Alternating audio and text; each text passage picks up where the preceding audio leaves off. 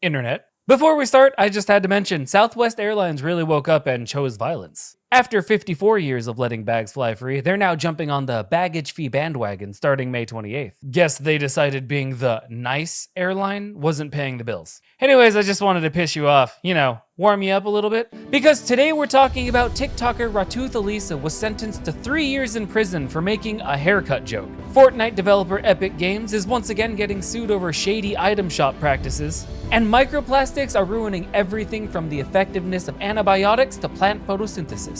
All in this Photosynthesis episode of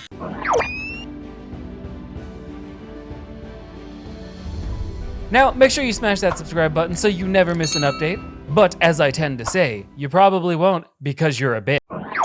An Indonesian TikToker, Ratooth Elisa, has been sentenced to nearly 3 years in prison for blasphemy after jokingly telling a picture of Jesus on her phone to get a haircut, sparking criticism of Indonesia's controversial Electronic Information and Transactions Rule, which have been widely used against social media figures. Ratooth Elisa's sentencing has drawn strong criticism, especially considering her remarks were just a casual joke telling a picture of Jesus to get a haircut. While her words may have upset some, many argue they don't justify nearly 3 years in prison. Critics are saying that Indonesia's vague online rules are being misused, turning minor incidents into serious punishments. Now, Elisa's case is throwing me a little bit considering she's a Muslim woman being targeted for comments about Christianity. A bit of a rare reversal here considering similar cases often involve accusations of blasphemy against Islam. Also, as a trans woman, Elisa's identity may have played a role in the strong reaction, raising concerns about possible discrimination. Prosecutors had even pushed for a harsher sentence, adding to the fears that these rules are being enforced, let's say, unfairly. With hundreds of people punished in recent years for what they post online, there is a growing pressure to reconsider how these situations are handled, especially when all they said was a casual joke or remark about something. Epic Games is facing a lawsuit filed on March 5th in a San Francisco court, accusing the company once again of using deceptive sales tactics targeted at underage players. Epic denied the accusations, pointing out that they removed the countdown timers last year and implemented several safeguards, such as purchase cancellations, self-service refunds, and parental controls.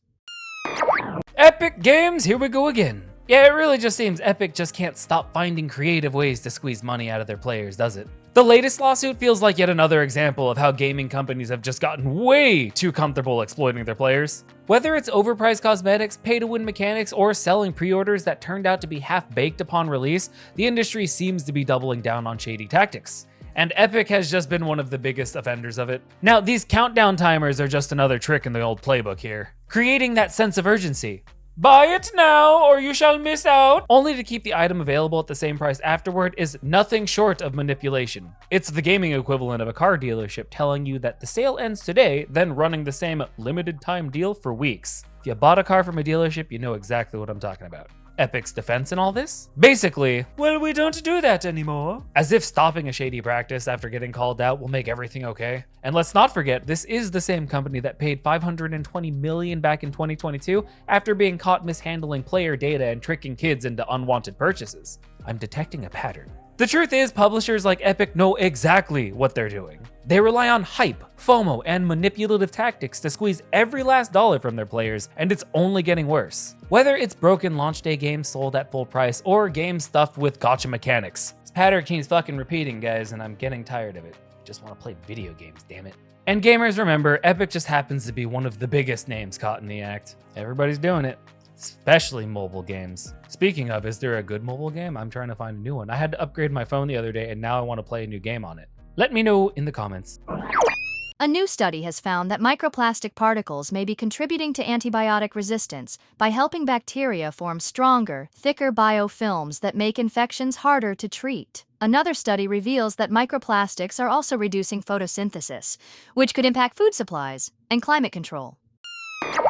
Microplastics are turning out to be a much bigger problem than we realized, and they're hitting us from all sides. In the case of antibiotic resistance, researchers found that bacteria sticking to microplastic surfaces form tough biofilms, or protective layers that act like armor, making antibiotics far less effective. Even when researchers used different types of antibiotics and plastic materials, the results stayed the same. This is especially concerning in places like low-income areas, where plastic waste piles up and infections spread more easily. These communities already often lack access to strong healthcare systems, and antibiotic-resistant bacteria could make those challenges even worse. On top of that, microplastics are now interfering with plant life. Yay! Fuck those plants. What have they ever done for me? Oxygen? Who needs oxygen? A wimp, that's who. I'm talking about you.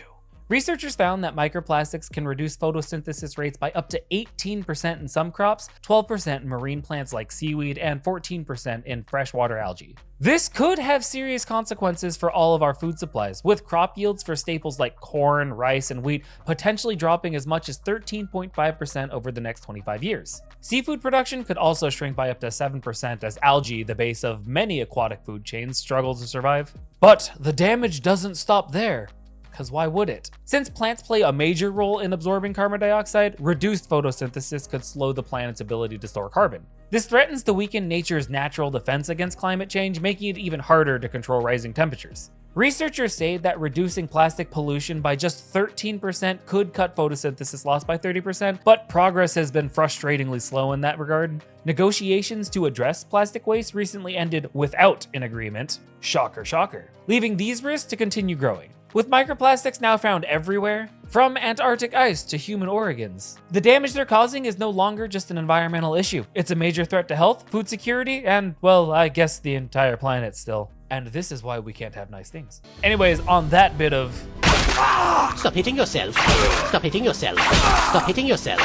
I'm gonna call it. If you made it all the way to the end of the video, I believe you owe me a like. I could be mistaken, but I'm pretty sure that's how it works. Anyways, I'll catch you next time.